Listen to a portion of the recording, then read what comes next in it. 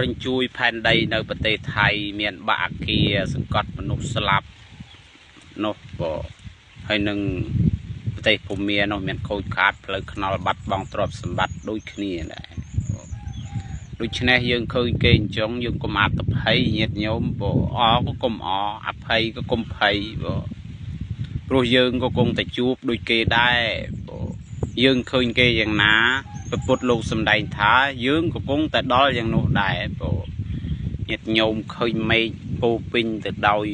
ភាពងងឹតដូចគ្រប់គ្រងដោយបិសាចអញ្ចឹងឯងណាញាតិញោម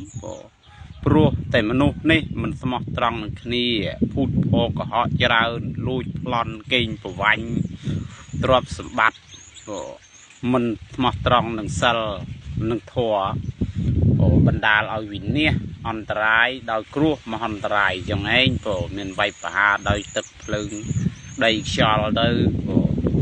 នេះគេជួបគ្រោះរញ្ជួយដីអាចយើងប៉ះ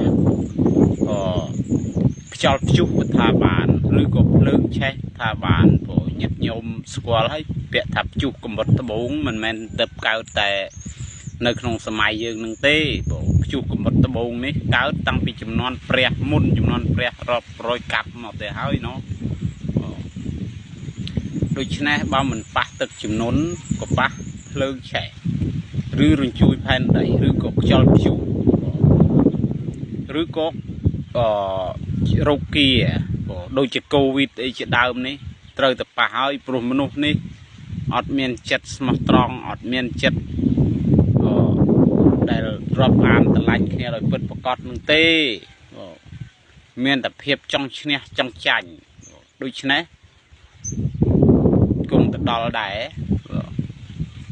តើតែយករកផ្លូវគិចញាតិញោមឃើញគេកំពុងតែបាក់ផ្ទះសកត់បាក់អីចេះម្នាក់កំពុងតែមានអារម្មណ៍ភ័យព្រួយអាណិតខ្លួនឯងឲ្យច្រើនទៅគង់តែដូចគេដែរនោះឯងបើមិនជាតិនេះក៏ជាតិក្រោយនឹងឯងឃើញគេសម្លាប់គ្នាយ៉ាងណាកាប់ចាក់គ្នាយ៉ាងណាគុំទៅសើចគុំទៅទាគុំទៅយំគេនោះគង់ទៅដល់ដូចតែគេដែរនោះឯងឃើញគេកំបុតជើងកំបុតដៃក៏គង់តែដូចតែគេឃើញគេធ្វើអីគង់តែដូចគេទាំងអស់នឹងឯងញាតិញោមមានតែរកផ្លូវចេញទេ